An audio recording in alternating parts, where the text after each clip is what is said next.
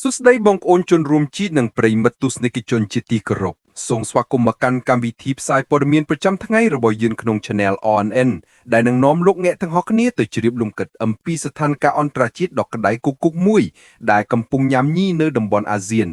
ថ្ងៃនេះយើងនឹងនាំអ្នកចូលទៅសន្តាប់នៅដំណើរនៃសម្ពាធសេដ្ឋកិច្ចដ៏ធំធេងពីសហរដ្ឋអាមេរិកដែលកំពុងផ្លាស់ប្តូរទិសដៅនៃជំលោះព្រំដែនរវាងសៀមនិងកម្ពុជាដោយត្រាំបើកសង្គ្រាមសេដ្ឋកិច្ចតើសៀមនឹងបញ្ចប់ជំលោះជាមួយកម្ពុជាឬធ្លាក់ក្នុងអន្ទះពន្ធ 19% ត្រៀមខ្លួនចូលទៅសន្តាប់ក្នុងរឿងរ៉ាវដ៏ស្វិតស្វាញនៃអាវុធសេដ្ឋកិច្ចរបស់លោក Donald Trump ដែលកំពុងបង្ខំសៀមឲ្យជ្រើសរើសរវាងសន្តិភាពជាមួយកម្ពុជានិងការដួលរលំសេដ្ឋកិច្ចរបស់ខ្លួនក្នុងប្រទេសសៀមតើកិច្ចព្រមព្រៀងនឹងកើតឡើងមុនកំពូលអាស៊ានឬសង្គ្រាមព្រំដែននឹងផ្ទុះឡើងថ្មីឥឡូវចូលរួមស្វែងយល់ជាមួយយើងក្នុងវីដេអូនេះត្រាំបានប្រើពន្ធនាំចូល 19% ជាអាវុធសម្ពាធដល់សៀមដើម្បីចកកិច្ចព្រមព្រៀងសន្តិភាពជាមួយកម្ពុជាមុនកំពូលអាស៊ាននៅម៉ាឡេស៊ីបាងកក Washington $15 2025ក្នុងនៃការប្រកាន់ខ្លាំងនៃយុទ្ធសាស្ត្រពាណិជ្ជកម្មរបស់សហរដ្ឋអាមេរិកប្រធានាធិបតី Donald Trump បានបង្កើនសម្ពាធសេដ្ឋកិច្ចយ៉ាងខ្លាំងលើប្រទេសសៀមតាមរយៈការដាក់ពន្ធនាំចូល 19% លើទំនិញនាំចេញសំខាន់ៗដើម្បីបង្ខំឲ្យសៀមឈានដល់កិច្ចព្រមព្រៀងសន្តិភាពយូរអង្វែងជាមួយកម្ពុជាជាពិសេសជុំវិញចំនួនព្រំដែនដែលបានផ្ទុះឡើងកាលពីខែកក្កដាឆ្នាំ 2025 ការដាក់សម្ពាធនេះមិនត្រឹមតែធ្វើឲ្យកំណើនសេដ្ឋកិច្ចសៀមរងផលប៉ះពាល់ខ្លាំងប៉ុណ្ណោះទេថែមទាំងក្លាយជាកត្តាសម្បូរបំផុតក្នុងការជំរុញឲ្យរដ្ឋាភិបាលសៀមផ្ដល់អាទិភាពដល់ការដោះស្រាយជម្លោះព្រំដែនមុនពេលការបោះឆ្នោតទូទៅនៅដើមឆ្នាំ 2026 តាមការបញ្ជាក់ចេញពីមាត់ផ្ទាល់របស់លោកស៊ីរីប៉ុងអង្កាសាគូលគៀតអ្នកនាំពាក្យរដ្ឋបាលនាយករដ្ឋមន្ត្រីសៀមអនុទីនឆានវីរ៉ាគូលកាលពីថ្ងៃអង្គារទី 14 ខែតុលាឆ្នាំ 2025 ថ្មីនេះសហរដ្ឋអាមេរិកបានប្រែប្រួលចំនួនព្រំដែនរវាងកម្ពុជានិងសៀមជាឧបករណ៍ចរចាពាណិជ្ជកម្មដោយធ្វើឲ្យការដោះស្រាយសន្តិភាពคล้ายជាលក្ខខណ្ឌសំខាន់សម្រាប់ការលុបបំបាត់ពន្ធលោកស៊ីរីប៉ុងបានប្រាប់អ្នកសារព័ត៌មាននៅទីក្រុងបាងកកថាសហរដ្ឋអាមេរិកបានប្រាយជំនួតព្រំដែនរវាងកម្ពុជានិងសៀមដើម្បីចរចាជាមួយរដ្ឋាភិបាលនេះគឺជាបញ្ហាប្រឈមថ្មីមួយសម្រាប់ក្រុមចរចាថ្មីរបស់សៀមដែលត្រូវបានគណៈរដ្ឋមន្ត្រីអនុម័តកាលពីថ្ងៃអង្គារថ្មីៗនេះនិងដឹកនាំដោយរដ្ឋមន្ត្រីក្រសួងហិរញ្ញវត្ថុអេកនីតិឋានប្រាបាសដើម្បីដោះស្រាយជាមួយអាមេរិកជាមួយនឹងតម្រូវការថ្មីរបស់សហរដ្ឋអាមេរិកនេះការឈានដល់កិច្ចព្រមព្រៀងជាមួយកម្ពុជាបានក្លាយជាអាទិភាពសម្រាប់រដ្ឋាភិបាលដែលកំពុងប្រជុំសេដ្ឋកិច្ចមុនការបោះឆ្នោតនៅដើមឆ្នាំក្រោយការបញ្ជាក់នេះកើតឡើងក្នុងបរិបទជម្លោះព្រំដែនកម្ពុជាសៀមដែលមានប្រវត្តិនៅជុំវិញតំបន់ប្រមាណ817គីឡូម៉ែត្របានផ្ទុះឡើងខ្លាំងក្លាកាលពីខែកក្កដាឆ្នាំ 2025 ដោយបណ្ដាលឲ្យមានជនរងគ្រោះយ៉ាងខ្លាំងតាមរបាយការណ៍ពីសហភាពអង្គការសហប្រជាជាតិនិងប្រព័ន្ធផ្សព្វផ្សាយអន្តរជាតិជំលោះនេះសម្លាប់មនុស្សយ៉ាងច្រើននិងបានជម្លៀសពលរដ្ឋជាង250ម៉ឺននាក់ពីតំបន់ព្រំដែន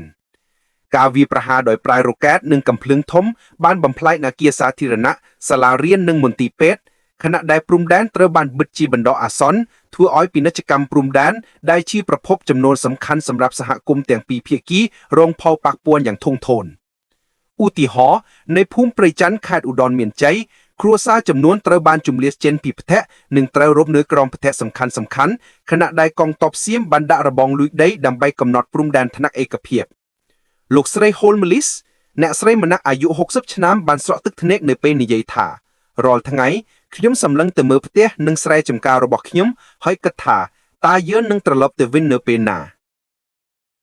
ការជ្រៀតជ្រែងរបស់លោកត្រាំនេះបានចាប់ផ្ដើមតាំងពីដើមជម្លោះដោយលោកបានទូរស័ព្ទទៅកាន់នាយករដ្ឋមន្ត្រីសៀមនិងនាយករដ្ឋមន្ត្រីកម្ពុជាសម្ដេចហ៊ុនម៉ាណែតដើម្បីប្រើគំរាមកំហែងពាណិជ្ជកម្មជាឧបករណ៍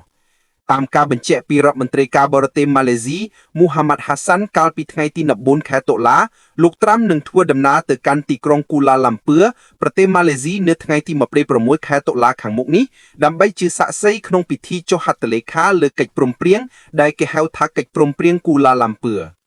កិច្ចព្រមព្រៀងនេះនឹងរួមបញ្ចូលការដកមីននិងអាវុធធ្ងន់ធ្ងរពីព្រំដែនហើយព្រមទាំងការបើកប្រព័ន្ធតាក់ទងផ្ទាល់រវាងនាយករដ្ឋមន្ត្រីទាំងពីរនិងក្រសួងការបរទេសទោះបីជាយ៉ាងណា សៀមបានបដិសេធសំណើរបស់លោកត្រាំក្នុងការធ្វើជាអធិបតីចុះហត្ថលេខាដោយនាយករដ្ឋមន្ត្រីអនុទានបាននិយាយថាប្រធានាធិបតីអាមេរិកអាចមានប្រយោជន៍តែបើលោកអាចបណ្ដេញកម្ពុជាឲ្យបំពេញតម្រូវការរបស់សៀ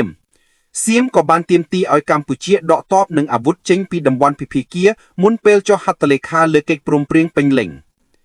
ការដាក់ពន្ធ 19% របស់សហរដ្ឋអាមេរិកដែលត្រូវបានអនុវត្តរួចហើយតាំងពីខែកក្កដាបានប៉ះពាល់ដល់វិស័យនាំចេញសំខាន់ៗរបស់សៀមដូចជាអេឡិចត្រូនិករុក្ខជាតិនិងគ្រឿងសង្ហារឹមដែលជាទីផ្សារធំណាស់នៅសហរដ្ឋអាមេរិក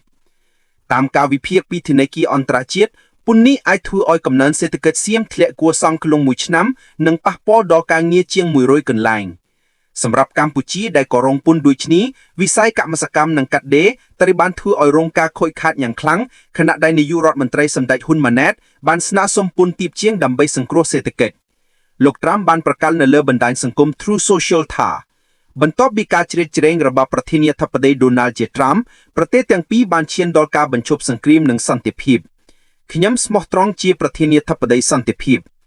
ការជ្រៀតជ្រែងនេះត្រូវបានចាត់ទុកថាជាផ្នែកមួយនៃការប្រកួតប្រជែងជាមួយចិនដែលបានផ្ដល់អាវុធទៅឲ្យកម្ពុជានិងសៀមខណៈដែលម៉ាឡេស៊ីបានធ្វើជាអធិបតីសំខាន់ក្នុងការចរចាបញ្ឈប់ប័ណ្ណ